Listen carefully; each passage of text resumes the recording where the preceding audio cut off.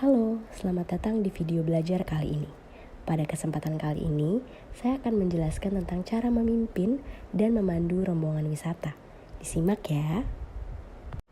Memimpin dan memandu rombongan wisata merupakan tugas yang penting dan membutuhkan keterampilan khusus. Seorang pemandu wisata harus mampu memberikan informasi yang akurat dan bermanfaat tentang destinasi wisata, mengorganisir kegiatan yang menyenangkan serta aman. Tidak lupa harus menjaga kesejahteraan dan keamanan para peserta. Berikut akan saya jelaskan tentang bagaimana cara memimpin dan memandu rombongan wisata saat wisata berlangsung. Keterampilan seorang pemimpin wisata yang harus dimiliki ialah komunikasi yang efektif. Seorang pemimpin wisata harus mampu berkomunikasi dengan baik dan efektif. Hal ini meliputi kemampuan untuk menjelaskan informasi tentang destinasi wisata, mengorganisir kegiatan, dan menjawab pertanyaan peserta dengan jelas dan akurat. Komunikasi yang efektif juga meliputi kemampuan untuk memahami dan memperhatikan kebutuhan serta harapan peserta. Yang kedua, keterampilan organisasi. Seorang pemimpin wisata harus mampu mengorganisir kegiatan yang menyenangkan dan aman bagi peserta. Hal ini meliputi kemampuan untuk merencanakan rencana perjalanan wisata, mengatur transportasi dan akomodasi, serta membuat jadwal kegiatan yang sesuai dengan kebutuhan dan harapan peserta. Yang ketiga, pengetahuan tentang destinasi wisata. Seorang pemimpin wisata harus memiliki pengetahuan yang cukup tentang destinasi wisata yang akan dikunjungi. Yang keempat, keterampilan pemecahan masalah. Seorang pemimpin wisata harus mampu mengatasi masalah yang mungkin terjadi selama perjalanan. Hal ini meliputi kemampuan untuk mengatasi masalah transportasi, akomodasi, dan kesehatan. Keterampilan pemecahan masalah ini juga meliputi untuk merencanakan alternatif kegiatan jika rencana awal tidak dapat dilaksanakan. Yang terakhir dan tidak kalah penting ialah keterampilan keamanan dan kesehatan. Seorang pemimpin wisata harus mampu menjaga keamanan dan kesehatan peserta selama perjalanan wisata. Hal ini meliputi kemampuan untuk memberikan informasi tentang bahaya dan resiko yang mungkin terjadi selama perjalanan wisata, serta memberikan saran dan tindakan yang tepat yang dapat dilakukan untuk menghindari atau mengatasi masalah tersebut. Selanjutnya, tugas atau peran pemandu wisata. Sebagai seorang profesional dalam memandu perjalanan wisata, maka Anda harus menjalankan beberapa tugas atau peran sebagai berikut. Yang pertama, menjadi narasumber.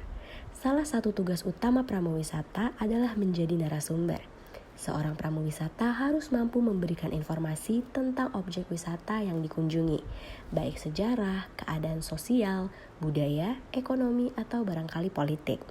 Apabila Anda memandu di tempat bersejarah seperti Museum Sejarah, Keraton Yogyakarta, Candi Borobudur, dan tempat bersejarah lainnya, maka Anda harus memberikan paparan tentang latar belakang sejarah dari tempat-tempat tersebut. Jika di tengah memandu di sebuah objek wisata atau tengah melewati sebuah daerah, maka Anda harus mampu memberikan paparan tentang keadaan sosial, budaya, ekonomi, ataupun politik.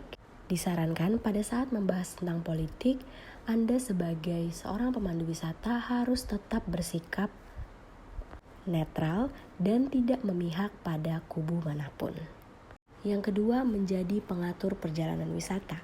Bagus tidaknya atau nyaman tidaknya sebuah perjalanan wisata tergantung kepada kepiawaian pengatur perjalanan wisata yang dimainkan oleh seorang pramuwisata.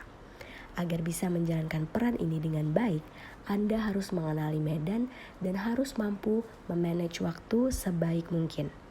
Misalnya, Anda memandu perjalanan wisata ke Candi Borobudur. Anda harus tahu berapa kilometer jarak titik awal Anda berangkat sampai ke Candi Borobudur. Anda juga harus bisa memperkirakan waktu yang diperlukan untuk menempuh jarak tersebut dalam keadaan normal. Anda harus tahu bahwa Candi Borobudur ini tidak memiliki atap sehingga akan sangat panas sekali pada siang hari. Jadi, Anda harus menghindari berada di sana pada siang hari, terutama tengah hari. Anda sebaiknya berada di sana pada pagi hari atau sore hari untuk menghindari panas yang menyengat, agar suasana tur tetap berjalan secara kondusif dan nyaman. Yang ketiga, menjadi penunjuk jalan. Peranan lain yang tidak kalah penting adalah sebagai penunjuk jalan. Wisatawan Anda adalah orang yang sebenarnya rata-rata cerdas, sehingga dengan membawa peta dan berpikir sendiri pun sebenarnya tidak akan tersesat. Akan tetapi, kalau Anda memerankan peran tersebut, maka perjalanan mereka akan sangat terbantu. Yang keempat, menjadi teman berbincang. Peranan lain pramuwisata adalah sebagai teman berbincang, baik ketika berada di tempat wisata, di rumah makan, di dalam kendaraan, di ruang tunggu bandara, atau di hotel di lobi. Perbincangan akan selalu bisa dilakukan. Topiknya bisa apa saja.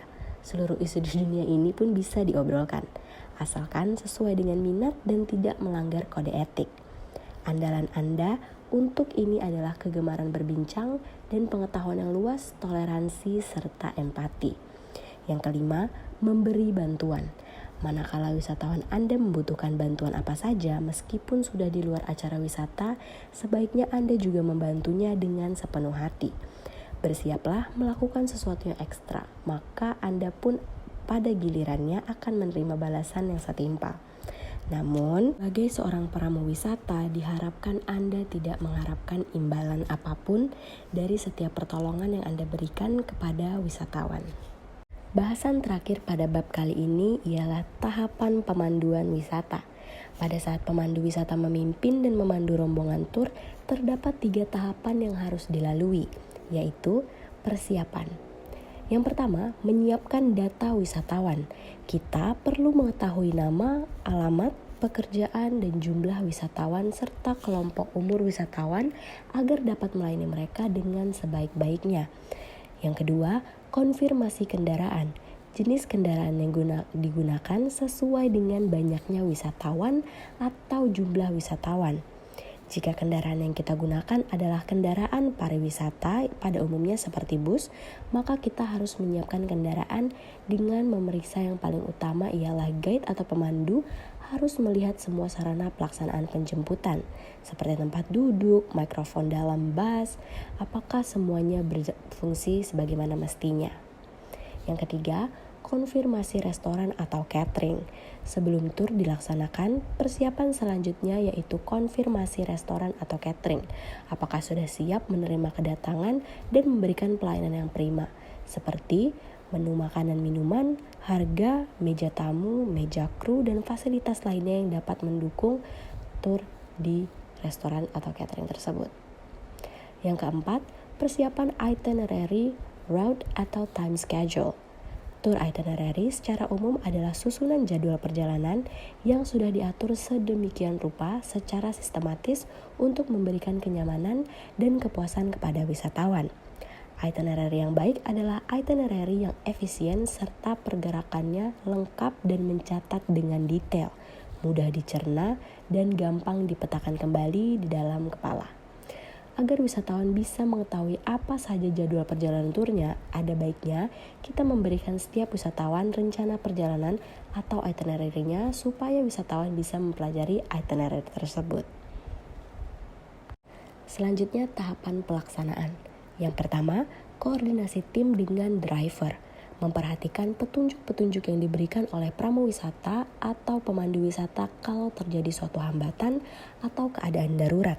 Sebagai pemandu wisata yang sangat penting untuk saling berkoordinasi dengan driver dan co-driver. Begitu juga dengan driver atau co-driver karena kerjasama dengan tim itu sangat penting dilakukan supaya perjalanan yang dilakukan berjalan dengan lancar. Kurangnya komunikasi dan koordinasi akan menimbulkan kesalahpahaman dan permasalahan terhadap wisatawan atau rombongan. Yang kedua, melaksanakan passing sight atau commentary. Sebagaimana seorang pemandu wisata saat di perjalanan akan menceritakan tentang keunikan bangunan, jenis kendaraan, jalanan, patung, tugu atau monumen, dan hal-hal lain yang unik selama perjalanan berlangsung. Yang ketiga, melaksanakan object site, commentary, atau interpretive activities. Menceritakan kembali destinasi wisata dengan lebih detail, latar belakang seperti sejarah, spesifikasi, serta keunikannya dibandingkan dengan destinasi wisata lainnya. Yang keempat, koordinasi tim dengan rekan industri pariwisata. Koordinasi merupakan suatu usaha yang penting dilakukan dalam meningkatkan efektivitas, efisiensi, dan produktivitas kerja untuk mewujudkan tujuan secara optimal. Tanpa koordinasi yang baik dalam lembaga industri pariwisata akan sulit untuk dapat tercapainya keteraturan kegiatan dengan tertib. Dalam upaya untuk meraih tujuan tersebut, peningkatan koordinasi diperlukan supaya dalam pencapaian tujuan, organisasi akan berjalan dengan lebih lancar dan lebih efektif serta efisien dibandingkan sebelumnya. Yang kelima, manajemen itinerary, route, dan time schedule. Secara garis besar, manajemen perjalanan merupakan kegiatan yang dilakukan untuk mempersiapkan segala hal yang diperlukan sebelum perjalanan tersebut dimulai. Dalam penerapannya, manajemen perjalanan memiliki peran yang vital dan menentukan kelancaran perjalanan. Yang keenam, memberikan bantuan dan informasi kepada wisatawan. Sebagai pemandu wisata harus lebih peka terhadap seluruh wisatawannya. Jika terlihat wisatawan tersebut mengalami masalah, pemandu atau guide harus bisa membaca ekspresi wajahnya atau tingkah laku wisatawan. Pemandu bisa menanyakan kepada wisatawan apa yang terjadi.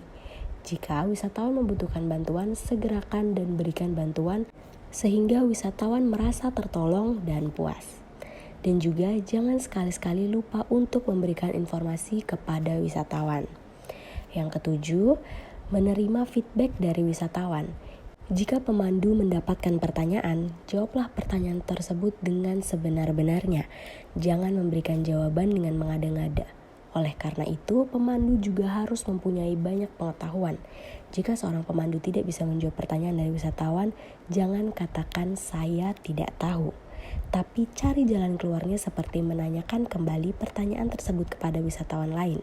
Jika ada jawaban, barulah pemandu menyimpulkan kembali jawaban tersebut, atau kalau jawabannya tidak tahu, katakan kepada wisatawan saya akan mencari jawabannya dengan segera dan memberikan jawaban tersebut kepada wisatawan secara profesional. Yang terakhir, penutup. Pemandu wisata mengulas kembali secara singkat program perjalanan yang telah dilakukan. Yang pertama, tanyakan kesan dan pesan kepada wisatawan tur selama perjalanan berlangsung. Bila memungkinkan, berikan kuesioner. Yang kedua, mengharapkan peserta tur selalu sehat dan menikmati tur secara keseluruhan. Yang ketiga, mengharapkan peserta tur akan berkunjung kembali dan bertemu lagi di lain waktu. Yang keempat, menyampaikan permohonan maaf bila ada kekurangan atau pelayanan yang tidak terpenuhi selama tur berlangsung. Yang kelima, menyampaikan ucapan terima kasih atas kerjasama semua pihak. Yang keenam, tidak lupa dan paling penting, mengingatkan barang-barang bawaan kita agar tidak tertinggal. Nah, kita udah sampai nih di akhir bab. Gimana tentang penjelasan bab kali ini? Semoga membantu ya. Terima kasih sudah menyimak.